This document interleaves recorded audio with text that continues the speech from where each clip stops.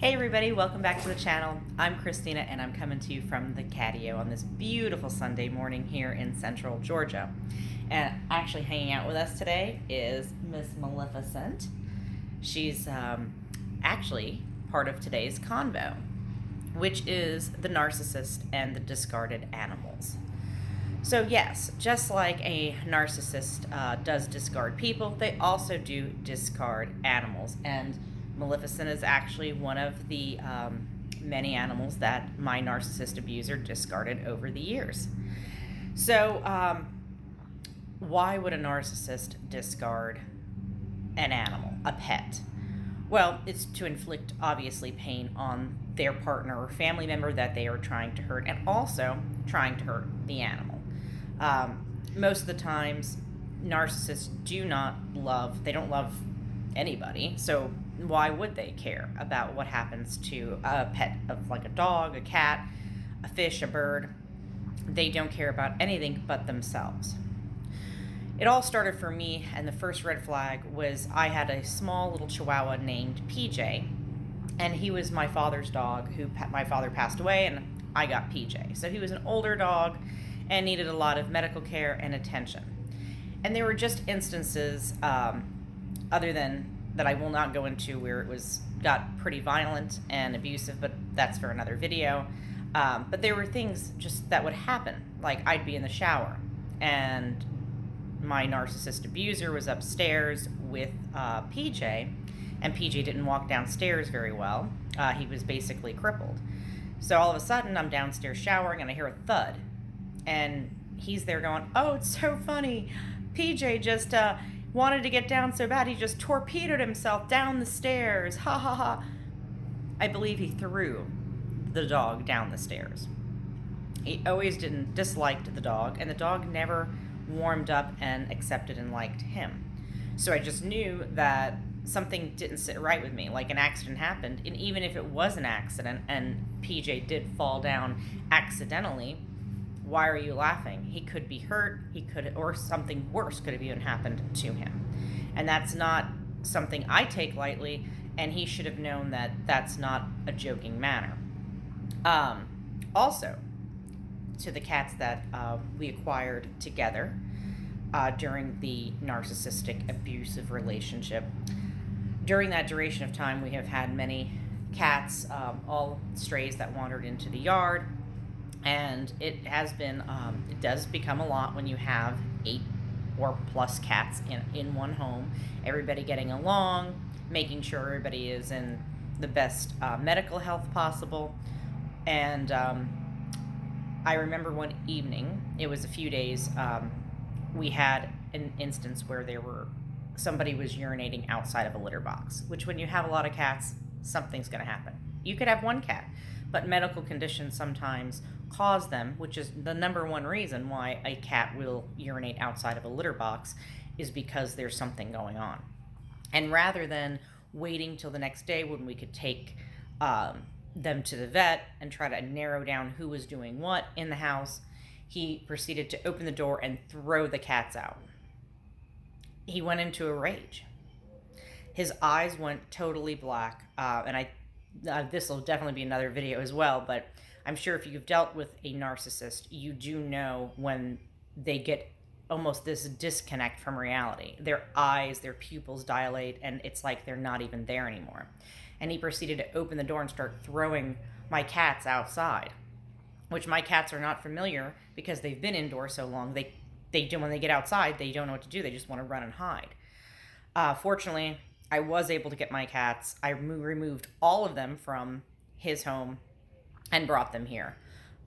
Later on, he did, make it clear that he did want certain ones back, and the rest were to stay here at this residence with me. And that was funny because that's when I began calling the home I purchased, and so rather than calling it the house of the narcissist rejects, which was me and the 4 cats that were discarded, I started calling it the cat house, and then that led to the building of eventually the Catio. So, even in the darkest times, good things and positive things have come out of it, because now my cats are all together and none of them are in an abusive home. But just because of a medical condition, the narcissist can change from loving a certain animal to absolutely hating and despising it. That was case in point with Maleficent. She's a very sweet girl, and she does have diabetes and cystitis. So I do have to administer her insulin every morning and also give her a pill twice a day to just keep her, condition in check and under control. But she's living a very happy and healthy life. So, also, I noticed that the narcissist will also use, just like people, they will weaponize and triangulate people against each other. Well, my narcissist abuser was doing that with the cats. Yes, I will be 100% honest. I love animals. I have a big heart for them, and he knew that that was my weakness. So it was always like, oh, well, we could take one more. We can take this. We can do that. And of course, I was definitely a willing participant. I had no problem. I was like, yes, we can handle this. I can do this.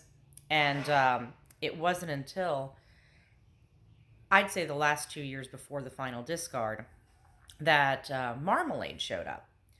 And she was a pretty small kitten at the time. And I was like, all right, he said, oh, she just walked into the house one day. I'm like, well, we can't keep her. So I took her to the vet, had her fixed, gave her shots. And after speaking with my vet, who I have a very good rapport with, they were able to match her with a family who just recently had to put down their senior cat. And it was a family that had 2 young boys, 7 and 10. And I came home to tell my narcissistic abuser, hey, this is great news. We found a home for Marmalade. And again, immediately proceeded to say, no, that's not going to happen. You could just see I was taking that control away. He knew that having another cat was another form of control over me. As long as the cats were there, I was paying the bills, I was buying the groceries. If something happened to his house or his vehicle, I was there to pay for it. So he wasn't willing to allow the cat to go to its forever home because he wanted to have control. That's why more and more cats, more and more animals, because he was manipulating me by having the control over them and having the ones at his residence that he had.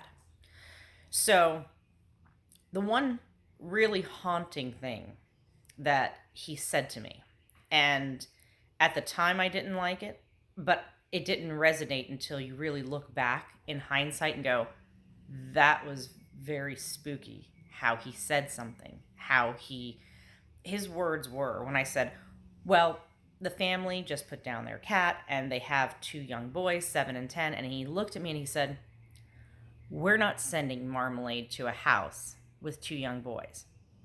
I remember what I did to animals when I was a young boy. I honestly don't even know what to say because I was a young girl. I've always had animals and I've never mistreated them. It was almost like it was his tell, like that mask slipped just a little bit to reveal his true feeling and attention towards animals. And no, I do not believe the narcissist abusers ever love any animals. Yes, they can use them for supply, triangulation, and enjoy being able to abuse them just as much as they do people. But no, a narcissist is not capable of love. Not a love of people, and not love, certainly, of innocent animals. So if you're in a narcissistic abusive relationship, just like you would if you had a child, if you have an animal or animals that are involved in that situation, when you do make your plan to exit, when you do leave, when you are discarded, don't leave them behind.